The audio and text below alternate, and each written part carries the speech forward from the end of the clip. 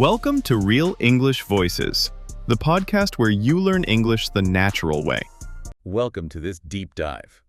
Our mission today is, well, pretty simple really.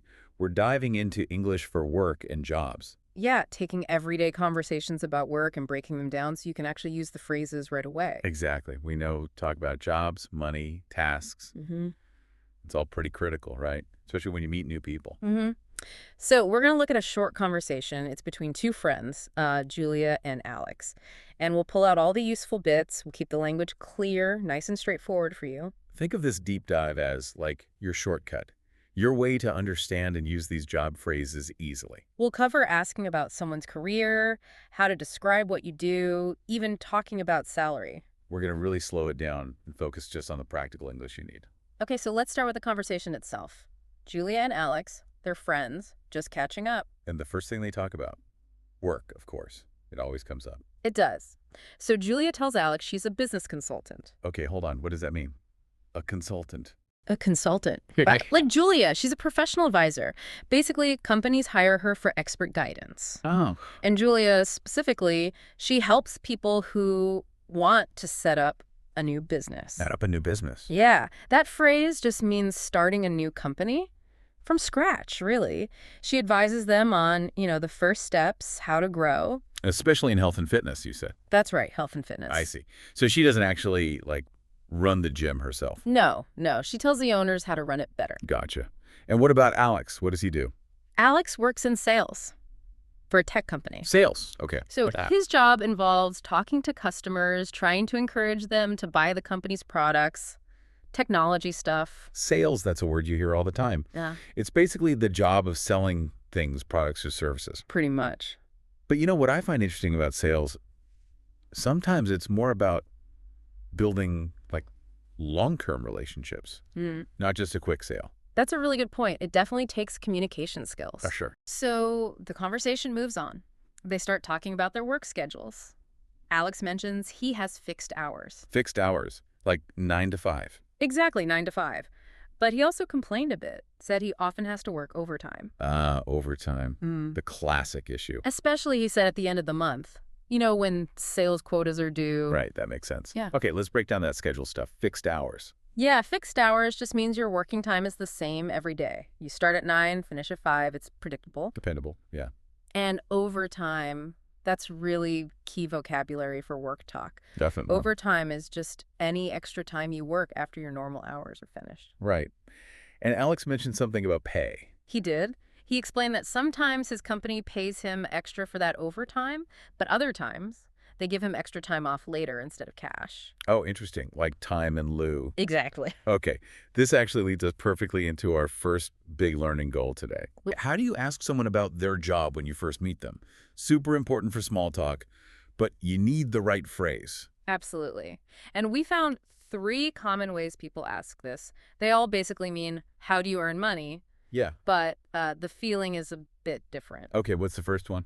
The first one is probably the most common and friendly. It's simply, what do you do? Oh, yeah. You hear that everywhere.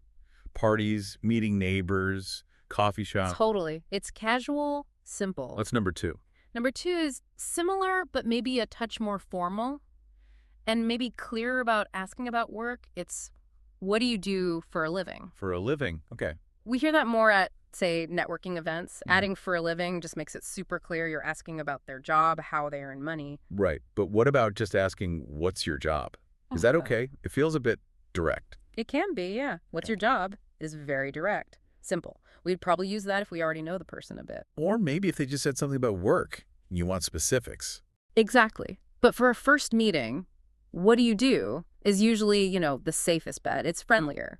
Okay, good to know. So once someone asks you that question, how do you answer? Clearly and simply. Well, we've got 2 really easy structures. They work in pretty much any situation. Let's hear them. Okay, structure 1 is, I work in area industry. Ah, okay. So this is about the type of work, not the company name. Exactly, the general field. So give us some examples. Sure. Like Alex, he could say, I work in sales. Right? Or if you work at a school or university, I work in education. Or maybe I work in healthcare. Yeah, like my friend. She works at a hospital, but she's not a doctor or nurse. She helps with patient forms. So she says, I work in healthcare. Perfect example. It describes the broad field. Okay, structure 2 is for when you do want to mention the company or place. How does that go? It's, I work for a company organization. Simple enough. So I work for. Yeah, for example, I work for a big tech company, like Alex could say. Or, I work for a language school. Or maybe I work for Union Bank. You use for when you're naming the employer. That's the key difference. For the industry, for the specific place. Got it. But what if you're not working right now?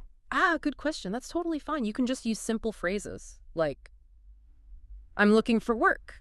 Okay. Or more directly, I don't have a job right now. Or even just I'm a student, if that's what you do. perfect. Simple and clear. Okay, let's circle back quickly to Alex's situation. Working overtime, getting paid differently. It brings up a really important money difference. Oh, yeah. The difference between a salary and an hourly wage. Beginners sometimes mix these up. Ah, yes. That is important, a really important nuance. So Julia, the consultant, she probably gets a salary, right? And most likely, yeah. A salary is usually a fixed amount of money. You get paid regularly, maybe every month or maybe based on the whole year. And it stays the same no matter how many hours you work that week. Generally, yes. It's a set amount for the job, unless maybe there's a bonus involved. Okay. But Alex, who works overtime, he's probably paid differently. He probably gets an hourly wage. That means you get paid for the exact number of hours you actually work. You clock in, you clock out. So if Alex works 45 hours one week, He gets paid for 45 hours if he only works 35 the next week. he gets paid for 35. Exactly.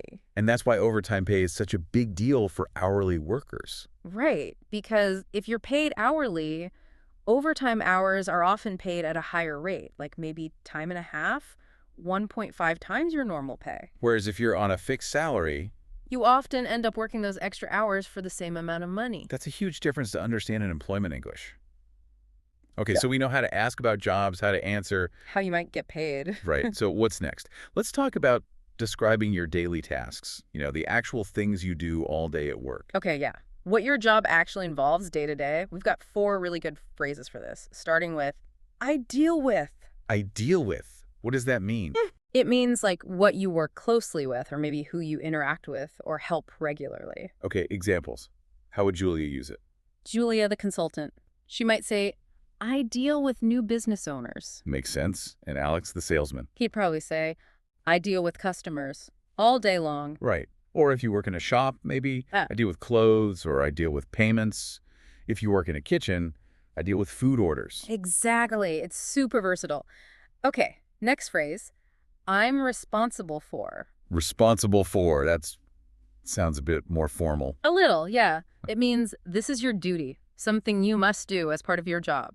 It's your specific responsibility. Okay, so Alex might say. Maybe I'm responsible for writing weekly sales reports. That's his task. Or a teacher might say, I'm responsible for making lesson plans. Perfect.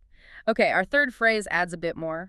While leadership, even if it's small leadership, I'm in charge of. In charge of. I like that one. Yeah, it means you're the supervisor or the main person looking after that specific thing. It signals responsibility straight away. Like, in a previous job, I could say, I was in charge of training the new staff. I wasn't the manager of the whole place, but I led that part. Exactly. You don't need to be a big boss. You could be in charge of the cash register in a shop or in charge of opening the store each morning. Nice. Okay, what's the last one? The last one is maybe the easiest way to list several things you do. It's, my job involves. Ah, okay. Just a simple way to list activities. Yeah, it's perfect if you do lots of different things. So Julie could say, my job involves traveling, meeting clients, and reading financial documents. Or someone with a busy, varied job might say, my job involves cleaning, cooking, and answering the phone. It just simplifies listing your duties. Very useful. Definitely. Okay, shall we switch gears a bit now and talk more broadly about money? Yes, let's. That's why Julie and Alex work, after all. We touched on salary. And hourly wage. But let's look at the basic verbs for getting money. Okay. The absolute simplest idea is the verb phrase, to be paid, or to get paid. Great. You do work, someone gives you money. Simple. You could say, I get paid every Friday. Or like, I worked at a coffee shop and got paid in cash every Saturday. Exactly. Basic transaction. Then we have 2 other really common verbs. Synonyms, basically, for getting money from work. Which are, Earn and make. ah, yes. Very common. You can say, I earn $2,000 a month. Or you can say, I make $2,000 a month. They mean exactly the same thing here. How much money you get from your job. We often hear people say things like, he doesn't make much money, but he loves his job. True. Okay, let's revisit Alex's situation. He mentioned his income. Right. His income is about $25,000 a year, he said. And income means, remind us. Income is all the money you get from your work. So it could be salary plus commission or maybe money from a couple of part-time jobs. It's the total. Got it. And Alex also mentioned something important about that income. Ah, yes. He said he doesn't actually keep all of it because income tax takes a big chunk. That's a crucial real-world point, isn't it? Taxes. Definitely. In most places, the government takes a percentage of your income. Could be 20%, sometimes more. So it's important to know the difference between your gross income, that's the total amount. Right. And your net income, the money you actually take home after tax. Very different numbers. And absolutely vital. Okay, one last phrase related to job changes. Sometimes things don't work out, or you want something new. The most common way to say you decided to leave is, I quit my job. I quit my job. Simple, direct. It means you made the choice to leave. You weren't fired. You decided to go.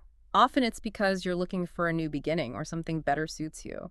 Yeah, I remember hearing about someone, they quit a really safe bank job, high salary, very secure. Right. I remember that. And they quit because They weren't happy, wanted something more creative, so they said, I quit my job and started teaching English part-time. that's a very modern reason, isn't it? Trading that security for, like, job satisfaction, finding something you actually enjoy. It can be a scary decision, for sure. Right. But I quit my job is the phrase you use to explain that choice. Definitely. Wow. Okay, so we've actually covered quite a lot today just from that short chat between Julia and Alex. We really have. You should now have the phrases to talk about your job generally, like I work in or I work for. And how to describe your tasks using I deal with or my job involves. And also discuss money. Things like my salary is, or I earn, or understanding income and taxes. So now it's over to you, the listener. Time to put this into practice. Yep. We have 2 easy questions for you. Think about them, maybe even practice saying the answers out loud. Okay, question 1 is, what do you do for a living? Try answering using one of those structures we talked about. Either I work in with your industry or I work for, naming your company or organization. Give it a try.